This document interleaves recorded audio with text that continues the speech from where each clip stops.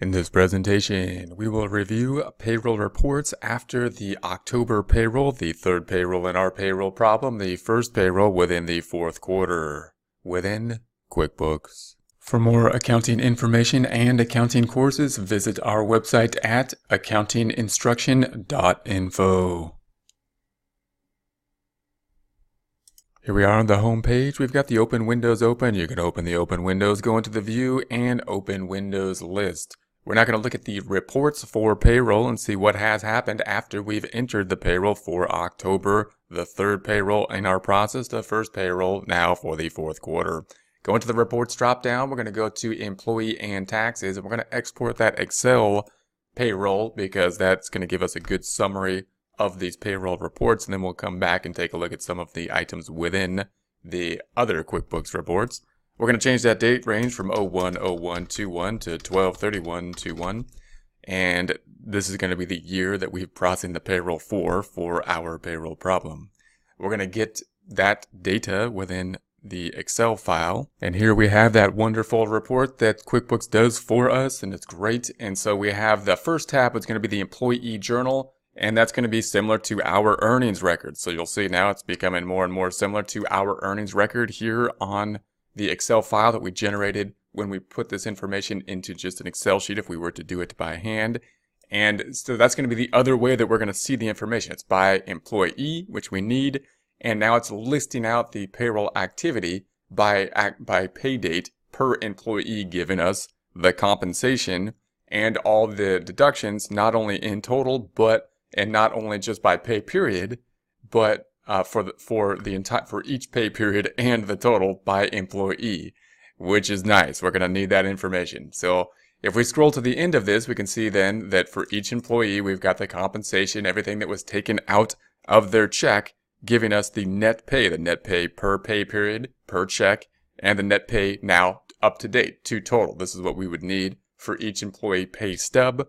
And that's going to be similar to what we have here on our Excel sheet for we would call it the earnings record typically. And if we double check just the end numbers here, we're going to say, okay, so this is going to be for Anthony Moore. So if we go to Anthony Moore on the register here, we've got Anthony Moore was at 605561.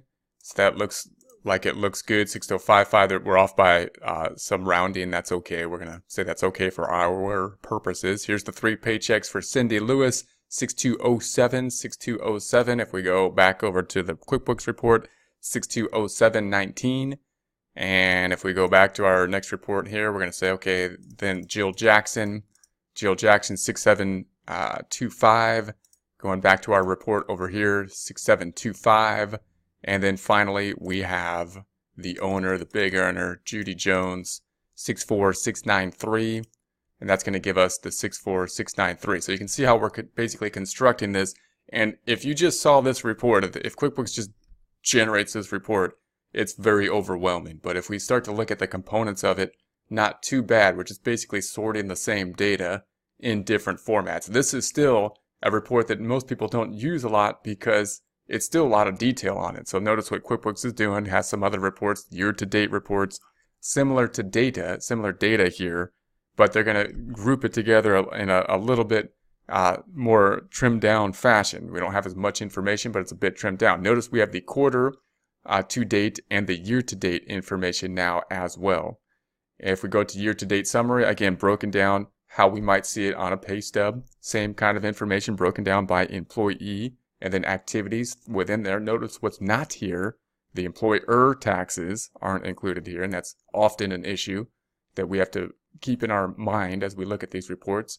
Hours, rates, state, deferred compensation, quarterly information now becoming more and more relevant now that we have 2 quarters. Remember, we don't have the first and second because we started in the middle of the year here. So because we don't want to go through a whole year that would be tedious. So we're going to say the third quarter and the fourth quarter is what we have. And if we went through the whole year, we'd have just more data, but it would still, we can see how it's being constructed here. And then we have the total. So this is going to be broken out by quarter. This report's nice because it's also giving the employer information. So the SUTA and the FUTA taxes are included in this report as well, which is useful for us.